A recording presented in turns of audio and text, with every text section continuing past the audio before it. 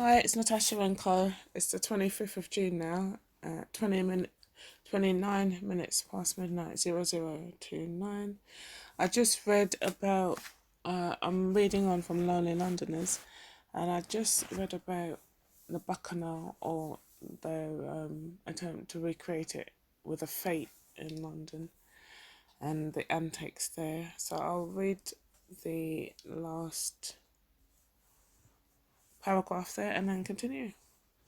But Harris went away before Fife could finish stirring up the memories, to tell the other boys to remember to stand still when the band played God Save the Queen.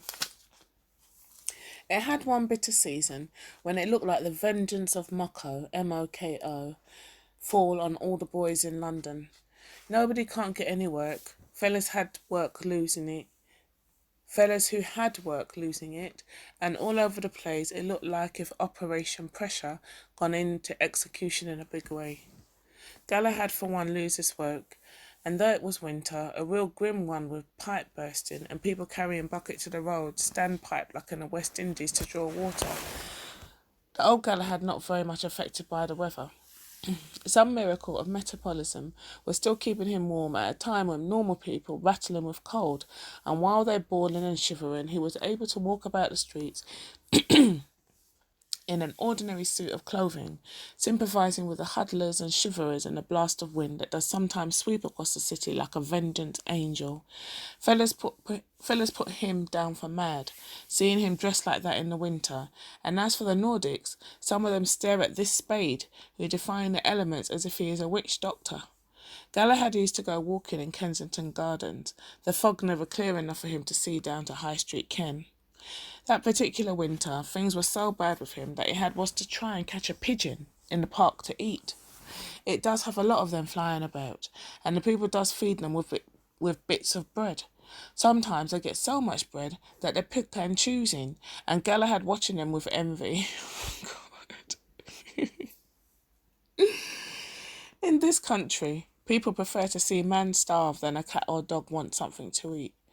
Watching these fat pigeons strut about the park, the idea came to Galahad to snatch one and take it home and roast it. When he was a little fella, his father had a work in High Street in San Fernando, a town about 40 miles from Port of Spain. It used to have pigeons like stupidness all about the street. Nobody know where they come from, and Galahad father used to snatch and send them home to cook. Galahad remembered that as he stand up there by the pond in the gardens, watching the people throw bread for the swans, and hold pieces for the seagulls to swoop down and take it. Which part these seagulls come from, he wonder, for he always think that seagulls belong to the sea. Once the idea come to his head, he began to go to the park regularly to study pigeon life, to watch the movements and plan out a strategy. They have a little place near an entrance to the park.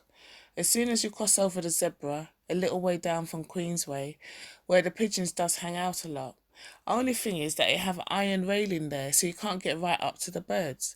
But people like to stand there and throw bread for them, and they just come near to the railing. So if you really desperate, you could push your hand in and snatch one. Was that what Galahad planned to do? And he wasn't so much frightened of the idea of the snatch as what would happen if one of them animal-loving people see him. That thought made him shiver, and the morning he was in action, he looked around carefully to make sure nobody near. "Cuckoo," Galahad say, throwing bread and leaning on the rail. "Cuckoo, coo," the pigeons say, and they start to flutter around as Galahad throw bread, for it was early in the morning and the usual bread givers wasn't out yet. Galahad eye a fat fella who edging up to the rail. He start to drop bread a little nearer until the bird was close.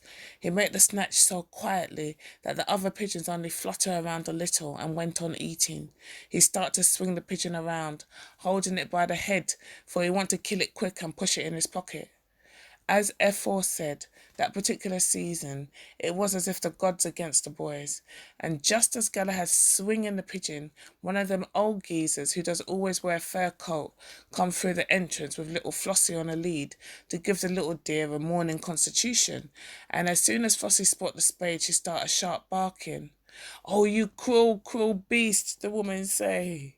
And Galahad's head fly back from where he kneeling on the ground to handle the situation better. You cruel monster, you killer. Galahad blood run cold. He see the gallows before him right away, and he pushed the pigeon in his jacket pocket and stand up, and the pigeon still fluttering in the pocket. I must find a policeman, the woman screeched, throwing her hands up in the air, and she turned back to the road. Galahad make races through the park, heading down for Lancaster Gate. Later in the morning, he went round by Moses. I buy a bird, boy, he told Moses. Get up and let we make a cook. You buy a bird, Moses say. Where you get money from to buy a bird, Papa? But the idea of eating a bird and rice have him out of bed long time. Now when Galahad did reach back home and he sit down and start to pick the bird feather, he start to feel guilty. All he tried to argue with himself that he only do it because he hungry and things brown. Still the feeling that he'd do a bad thing wouldn't leave him. What the hell I care, he say to himself. So much damn pigeon all about the place. Look how they're making mess all about in Trafalgar Square. Look how they're making mess all about in Trafalgar Square until the government trying to get rid of them. What the hell happened if I snatch one to eat? But when he finished plucking the pigeon, conscience humbugging him so much that he fling it in a corner. Little later he thought about Moses. Moses in this country long, he said to himself, and if he could eat it, I don't see why I must feel so guilty. So he went round by Moses. I make a snatch, Galahad say, and he tell Moses all what happened. Boy, you take a big chance, Moses say. You think this is Trinidad? Them pigeons there to beautify the park, not to eat. The people over here will kill you if you touch a fly. But all the same, the old Moses eyeing the bird, and it's a nice fat one. Well, clean it up and cut it up, he say. I will put the rice on to boil, but you mustn't do this kind of thing again. You will get in big trouble. The old geezer call me a cruel monster, Galahad say. If you did see she face, you would think I commit a murder. You're lucky they didn't catch you, Moses say. It's a long time I ain't eat pigeon, boy, Galahad say. Pigeon meat really sweet, Moses say. In about an hour, they was eating pigeon and rice. Galahad sucking the bones and smacking his lips. You have a cigarette, he asked Moses when he finished. Look, some Benson there on the table. Cat was round here yesterday. How things going at the factory, Galahad say, lighting up and sitting back. Then he say, you have the room too hot, man. Turn down the gas a little. You all right? Yes, Moses say. Something wrong with you? Boy, I work hard like hell to get these days. Day before yesterday, I scout the Great West Road by Alden Factory and nothing doing nowhere at all. It looked like they're clamping down on the boys hard. I hear an Indian fella say it have a work in a cigarette factory in the East End, but I don't know. They might take Indian and not Spades. You could go and try if you like. It's just a little way from Aldgate. How much they're paying? You could hit a tens with overtime. I might go and try. It's when you think Lions will begin taking fellas down in Cadby Hall. Well, last year we had a good spring and they start about March, but it all depends on the weather. People don't want ice cream when it's so cold. Boy, when you're not working, you just feel bad. Moses light a cigarette and sit down before the fire. That's something skylight still leaking, he say, looking up as he leaned back in the chair. I tried to put some putty yesterday, but the water's still coming through. Why you don't tell the landlord about it? I tell him already, man, but you know how these fellas is. I take the broom and put a rag on it and wipe the glass, and that help a little. Sometimes the heat from the fire make water on the glass. You hear from home lately? No, man. I write my brother and tell him to send £500 for me, but I ain't get a reply. You hear? I get a letter from a fella yesterday who say he want to come up. All them fellas want to come up. They must be think life here easy. They don't know. The pigeon and rice have Moses feeling good and he in the mood for old talk. Hey, Galahad, he say, you used to know a fella named Brackley in Charlotte Street. Brackley? Charlotte Street? But how you mean? You think I would be living in Port of Spain and don't know Brackley? Ain't he is the fella who ain't have no nose, and he always riding about town on a lady's bicycle, peddling with his heels, and his fingers sticking out on the handlebars, and if you tell him anything, he'll curse you like hell. Yes, just as I was sitting down here, I remember Brackley boy. He was one test that could make you laugh. If you call out to him, he stop the bike and start to curse you. What does something you want? What does something you calling me for? Brackley is your father? Galahad laughed. Yes, I know. You ever hear about the time when Brackley sleep with a whore? No. It was Tina. It was a Tuesday night, so things was really bad with the girls, and Brackley broached Tina. She said, all right, but only thing Brackley must get up early in the morning and out off, because she don't want them other girls to know she sleep with a fella like him. Brackley agreed, and Tina carried him home in George Street, and they went to sleep. Next morning, Tina get up very early and gone in the market for her fresh piece of beef, thinking that by the time she come back, Brackley would be gone. But Brackley take time and get up and start to yawn and stretch, and he open a window and stand up there scratching his chest. All them whores in the backyard looking at Brackley and saying, ah, Brackley sleep with Tina, me child. And Brackley stand up there waving his hand. Morning, neighbour, morning, and laughing all over his face. When Tina come back, she start to kick up hell. But Brackley say, what the hell happened to you? I give you my money and I sleep with you and everybody know. Moses laughed. You hear about the time they nailed Brackley to the cross? He asked Galahad. No. One Sunday morning, they nailed Brackley to the cross up on Calvary Hill. You know where that is? Up there behind the dry river as you're going up Laventille. Laventille. Laventille. Well, it had a gang of wayside preachers, and Brackley joined them, and he decided this morning to make things look real. So he told them to nail him to the cross before they start to preach. Brackley stretch out there, and they drive nails between his fingers and tie up his hands with twine. Brackley looked as if he really suffering.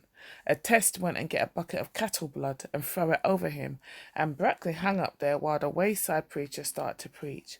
The leader take out a white sheet and spread it on the ground, and 3-4 women stand up with hymn book in their hand, and they singing and preaching. But them boys start to make rap. They begin with little pebbles, but they gradually increase to some big brick.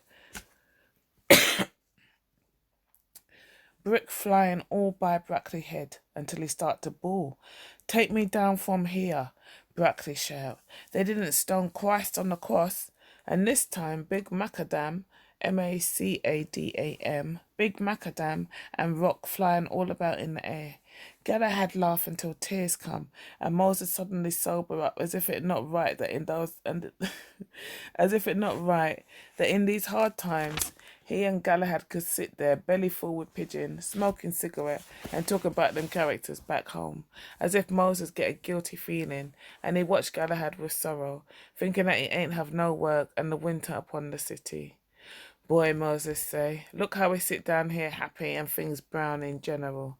I mean, sometimes when we old talking, so I does wonder about the boys. How all of we come up to the old Britain to make a living, and how years go by and we're still here in this country.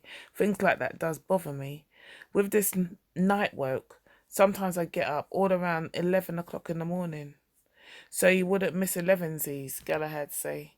I talking serious, man, and I can't go back to sleep. I just lay there on the bed thinking about my life. How after all these years I ain't get no place at all. I still the same way, neither forward nor backward. You take my advice, Galahad. It's how long you in the country now? 3-4 years? Ah, yes. Moses leaned back in the old armchair the Polish landlord gave him. That is to say, Moses see the armchair in the landing and put it in his room, and a look come in his face that bring all the years of suffering to light.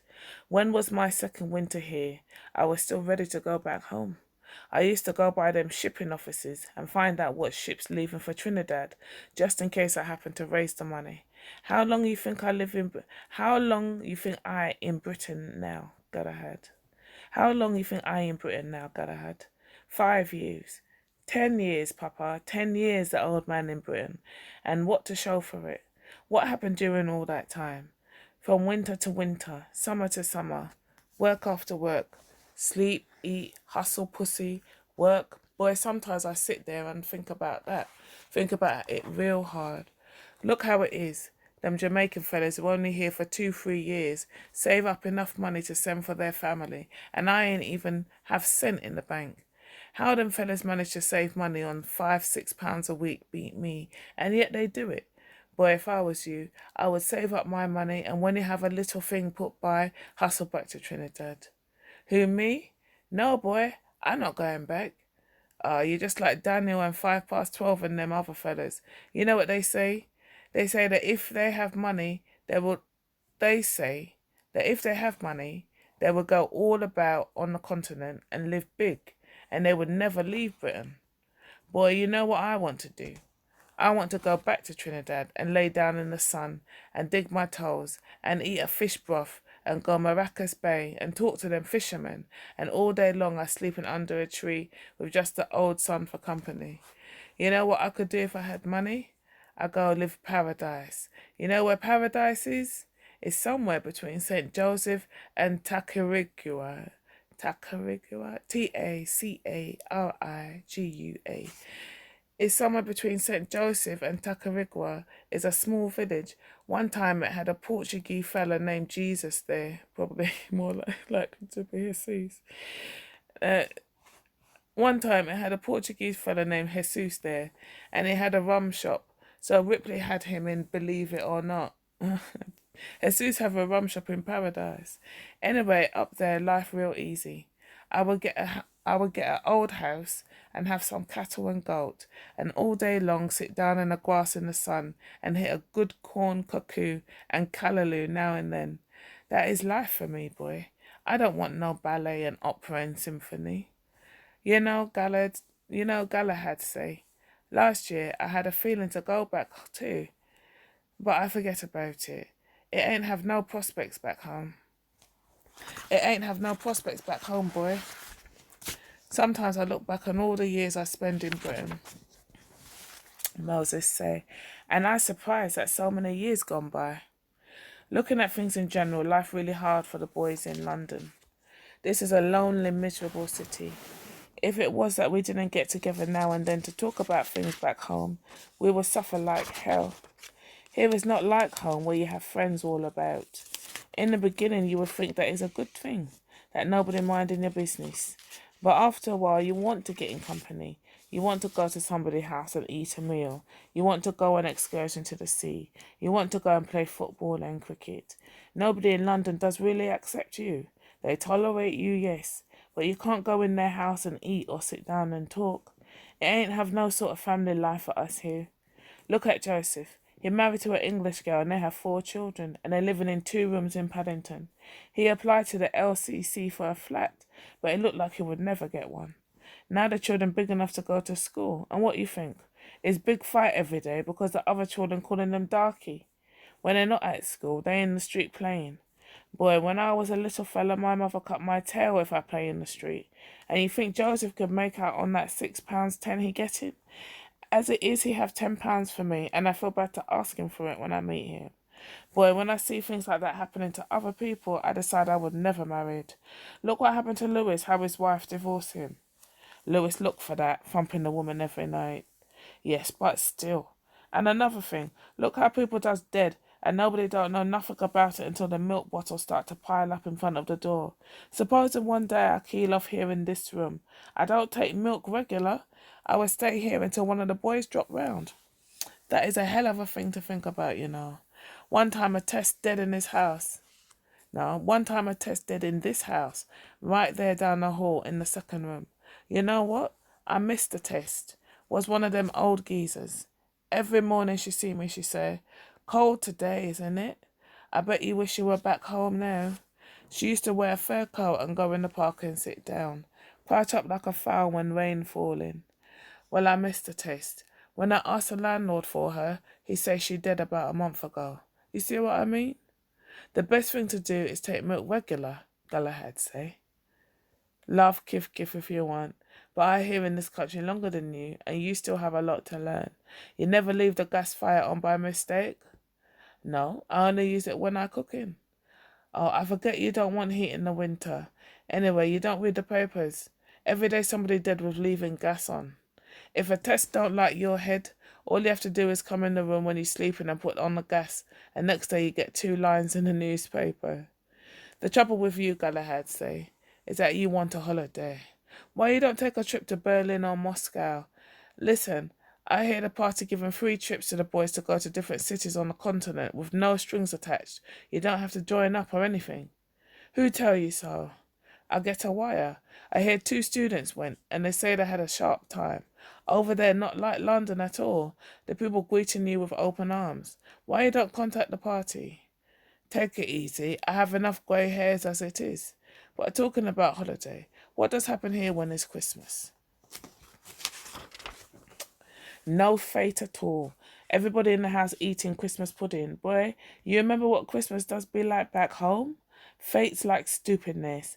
And right after that come New Year. They don't celebrate that in this country at all. They'll always want to take a trip to Bonnie, Scotland. I hear old year's a big fate there. Who tell you they don't celebrate here? Bags of people stand up in a circus and throw a balloon in the air. You call that fate? The only thing is them white girls doesn't want to kiss you. They say if the first thing they do for the new year is see a spade, they will have luck for the whole year, them bastards. It's good to lime out there every old year, Galahad say. To do what? Get a kiss? Man, you really foolish. Yes, fellas like you will stay in Britain till you dead. You come like an old spade I know. He living down Ladbroke Grove. He come to this country since he was a young man, full of ambition, and he never went back. He had some good times, yes, but what you think happened to him in old age? If you see him now, crouching about in them tube station in that old beast coat and picking cigarette butt from the pavement, study for old age, boy. Study what will happen to you if you stay here and get old. Boy, if I was sure that I would get a good job in Trinidad and I had my passage back home, you think I will stay here? But it's no use talking to fellas like you. You hit 2, 3 white women and like you gone mad. I don't know why you shouting down the old country like that, Galahad say. If you ain't do well, it's nobody fault but your own. Look at all them other fellas who do all right for themselves. Look at the students. Don't talk about students, Moses say. That is another thing altogether. Them fellas have their bread buttered from home. They ain't come to Britain to hustle like you and me. They spend a few years here, learn a profession, then go back home stupider than when they come. They go back with English wife and what happened? As soon as they get there, the places where their white wife could go, they can't go. Next thing you hear, the wife horning them and the marriage gone puff. Look what happened to that Indian fellow what married a German girl and went back after he studied. He killed a girl, cut she up and put she in a sack and throw she in the sea. You don't know about that case? I hear about it. That was a big thing, man. They even sent detectives to London to check up fingerprint and thing. You know, in the end, they hang the test, and the boys make a big calypso out of it. What I mean, Galahad say, is the impression on the English people how the papers always talking about fellas coming up here to work and creating a problem. I mean, it have a lot of other fellas who come to study and visit and so on. It ain't only hustlers like we. Yes, but nobody interested in them fellas. We had better chances when the socialist was in power. You know, you ever vote? But how you mean? I always go and put my ex-man, and I always canvassing for Labour when it's elections. Boy, you think fellas like Daniel and Harris does vote Conservative or Labour? I suspect Harris, you know. He tell me Labour, but I have a mind he is a Tory at heart. He always talking about the greatness of the old Churchill, and how if it wasn't for him, this country go right down. Well, Galahad, get up. We will pick up. I have to go to school this afternoon to collect the rent. If you happen to see Cap, Moses say, getting ready to go back to sleep, tell him to pass by around me. It have a PS episode with the pigeons, what happened to Cap, and they never tell any of the boys because he afraid they laugh at him. What happened was this. One time in his migrations, Cat was staying in a top room in Dawson Place near the gate, and for some reason or other, seagulls started to sleep in the night on a ledge up by the roof. These seagulls that come up from the old Thames when things too hard for them by the sea. You could never tell where you will see them. Sometimes they join the pigeons in Trafalgar Square, and they have some of them does hang out by the Odeon in Marble Arch. Anyway, nobody's surprised to see seagulls sitting up there on the roof. And in fact, how Cap get to find out is because one day he had a go in the room and he went out and forget to take the key. So when he come back, he ring the bell, and as is the habit with the fellas who living in top room, whoever there would open the window and throw the key down for the person outside instead of climbing down all them stairs to open the door. So when Cap ring the bell, the girl open the window to throw the key, and when Cap look up, he see these seagulls flying about and settling on the roof. However, he didn't think about it again until much later, when he was laying down on the bed after the girl left. In fact, he fell asleep and get up in the evening feeling so hungry that his head giddy, and he frightened to get out of bed and exert himself. Cap lay there thinking about big meals at Chinese and Indian restaurants, and remembering the times when fortune favoured him and his belly full, so he didn't have to worry about food. And while he was in this meditation, the seagulls start to fly across his mind. Cap leap out of bed and fly by the window. Sure enough, the ledge passing near the window and a good stretch could bring him in contact with the gulls. Cap gets so excited that he make a wild snatch and catch a seagull by the tail. The seagull cry out and flutter out of his grasp, leaving him with 2 feathers in his hand. Now them seagulls not as tame as the pigeons in London, and from the time Cap make the wild attack, they all move out of range. Cap went back and lay down on the bed, for he does think best in that position. Then he leap up again and went in the cupboard to look for bread. He find an end slice and he break it up in little bits. All this action getting him hungrier and hungrier, and he contemplating how seagull would taste, for he never eat one before. When the bread break up, Cap find a piece of long twine in a drawer and he make a slippery knot. He went and opened the window again and put the twine down, making a circle, and in the circle he put a few pieces of bread, and he jammed himself up against the wall, just twisting his head so he could see what happening. 2, 3 seagulls come, but instead of settling, they hover in the air like hummingbird and eat all the bread. Cat put more bread and wait. This time 2 come,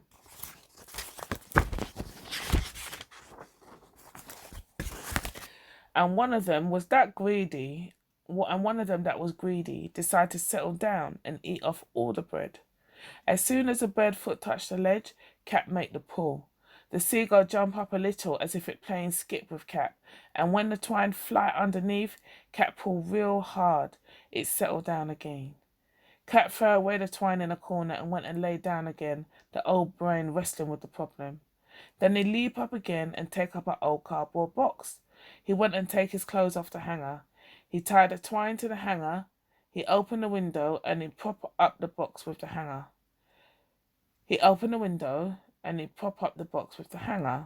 And he put bread in the space under the box and jam up against the wall to wait, holding the other end of the twine in his fingers. 2 seagulls come to investigate, and they see the bread and start to eat. As soon as one was under the box, Cap jerked the string, the hanger fall, and the cardboard box fall on a seagull. The old cat, frightened that the bird might get away, dragged the box in through the window, keeping it down. When Cap pulled the box in, it fall down inside, and the seagull started to fly about in Cap's room. He shut the window quick and stand up there watching the bird. He know for sure that he have it now, so he just stand up there enjoying anticipation, waiting for a good chance to catch it. The seagull went on Cap's bed and stand up there on the pillow, watching him, the head nodding and the eyes bright. "Quee, quee," Cap say, taking a piece of bread in his hand and holding it out like the people in the park. "Quee, quee, quee," the seagulls say, but it make no move to go to Cap. Cap drop the bread and make a dive for the bed. He nearly catch it that time, and he thought he had, but when he look, it's a feather from the tail that he holding. Now the birds start to fly round and round the room, making circle with the electric light in the centre. But hunger have Cap desperate now, and he making some wild grab that almost catching the bird, but the bird making some kind of fancy swerve every time and getting away. Cap gets so vexed that he take a blanket off the bed and he wait until the seagull coming around in a circle, and he throw the blanket. He bring the bird down, tangle up in a blanket, and he throw himself in a blanket and hold down the bird. In the 2 weeks that Cap stay in that top room, He lessened the seagull population in London evening after evening. Not to arouse suspicion, he used to put the feathers in a paper bag, and when he'd go out in the night, throw it in a garden or a public rubbish bin. The menu had him looking well. He eats seagull in all manner and fashion. He recovered his strength, and when the landlord told him that he had to leave, Cap cast a sorrowful glance upwards when he was leaving Dawson Place. The next place that he went to live, he'd get a top room again when he asked for it, but seagulls never come on that ledge, though Cap used to put bread out every day. The changing of the seasons, the cold slicing winds, the falling leaves, sunlight on green grass, snow on the land, London particular. Oh, what it is and where it is and why it is, no one knows, but to have said, I walked on Waterloo Bridge, I rendezvoused at Charing Cross, Piccadilly Circus is my playground. To say these things, to have lived these things, to have lived in the great city of London, centre of the world, to one day lean against the wind walking up the Bayswater Road, destination unknown, to see the leaves swirl and dance and spin on the pavement, sight unseen, to write a casual letter home beginning last night in Trafalgar Square. What it is that a city have, that any place in the world have, that you get so much to like it you wouldn't leave it for anywhere else? What is it that would keep men, although by and large, in truth, and in fact, they catching their royal to make a living, staying in a cramp-up room where you have to do everything, sleep, eat, dress, wash, cook, live? Why it is that although they grumble about it all the time, curse the people, curse the government, say all kind of thing about this and that, why it is that in the end, everyone cagey about saying outright that if the chance come, they will go back to them green islands in the sun. In the grimness of the winter, with your hand plying space like a blind man stick in a yellow fog. In the grimness of the winter, with your hand plying space like a blind man stick in the yellow fog, with ice on the ground and a coldness defying all effort to keep warm.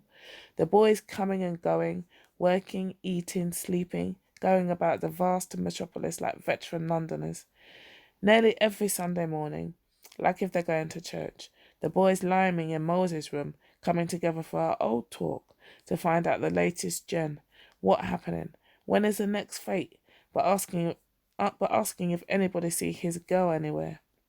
Kept recounting the episode he had with a woman by the tube station the night before. Big City want to know why that arsey can't win a pool. Galahad recounting a clash with a colour problem in a restaurant in Piccadilly. Harris saying he hoped the weather turns. Five saying he have to drive a truck to Glasgow tomorrow. Always every Sunday morning they come into Moses like if I... Always every Sunday morning they come into Moses like if his confession. Sitting down on the bed, on the floor, on the chairs. Everybody asking what happening, but nobody like they know what happening. Laughing kiff at a joke. Waiting to see who would start to smoke first. Asking Moses if he have anything to eat. The gas going low. Why you don't put another shilling in? Who have shilling? Anybody have change? And everybody turning out their pockets for this shilling. That would mean the difference between shivering and feeling warm. And nobody have any shilling until conscience hit one of them and he say, "Apps, look, I have a shilling. It was right down in the bottom of my trouser pocket and I didn't feel it." Boy, Moses, if I tell you what happened to me last night. Boy, you hear of any work anywhere? Man, I'm looking for a room. Boy, I pick up something by the arch yesterday. Sometimes during the week, when he come home and he can't sleep, it's as if he hearing the voices in the room, all the moaning and groaning and sighing and crying, and he opened his eyes, expecting to see the boys sitting around. Sometimes, listening to them, he look in each face, and he feel a great compassion for every one of them, as if he lived each of their lives, one by one, and all the strain and stress come to rest on his own shoulders. What are you doing, Moses? You still thinking about going back home? I see they have a lot of tinned breadfruit about the place. And if was me, I would have thumped she. Moses, how are you so quiet? Like time catching up with you, boy. So what happened in these days? Some Sunday mornings he hardly say a word. He only lay there on the bed listening to them talk about what happened last night, and Harris looking at his watch anxiously and saying that he has an important engagement, but all the same never getting up to go. And Bart saying that he was sure one of the boys must have seen this girl Beatrice, but you all too nasty. You wouldn't tell me where. Ease me up, man. I must find that girl again.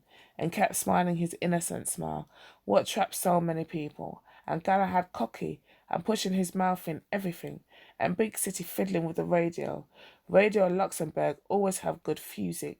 And if five in town, he want to know who going to Lime in the evening. Moses, if you hear of anything, let me know, eh? Boy, have any rooms down there? Two fellas coming up next week, and I can't get a place for them. You could help me out. I hear that they're looking for the boys to do national service. Watch out, Galahad. You still 20. Sometimes after they're gone, he hear the voices ringing in his ear, and sometimes tears come to his eyes, and he don't know why. He don't know why really. If it's homesickness or if it's just that life in general beginning to get hard. How many Sunday mornings gone like that? It looked to him as if life composed of Sunday morning get-togethers in the room. He must make a joke of it during the week and say, "You coming to church Sunday?" Look up in that small room with London and life on the outside. He used to lay there on the bed, thinking how to stop all of this crap, how to put a spoke in the wheel, to make things different, like how he told Cap to get to hell out one night, so he should do one Sunday morning when he can't bear it anymore. Get to hell out. Why the arse you telling me about how they call you a darkie? You think I am interested? Dress, go out, coast to Lyman the Park. Walking that way, he might meet up Harris and Galahad. Both of them dressed like Englishmen, with bowler hat and umbrella. Their Times sticking out of the jacket pockets so the name would show. Hello, boy, what happening? So what happening, man, what happening? So how long you in Britain, boy? You think this winter bad? You should have been here in 52. What happening? What happening, man? What the arse happening, Lord? What all of us doing, coasting Lime? Galahad asking if anybody know the words of the song. Maybe it's because I'm a Londoner. Cat want £2 borrow. 5 only in town for the night, and he want to know if he could sleep in Moses' room. Big City coming tomorrow to fill up the coupons. I nearly hit them last week. Lewis saying that Agnes come begging, and if he should go to live with her again. Toro want to send Ma and Tanty back to Jamaica. Them two old bitches. I don't know why they don't dead. So what happening, Toro? I don't see you with your guitar these days. Every year he vowing to go back to Trinidad. But after the winter gone and birds sing, and all the trees begin to put on leaves again,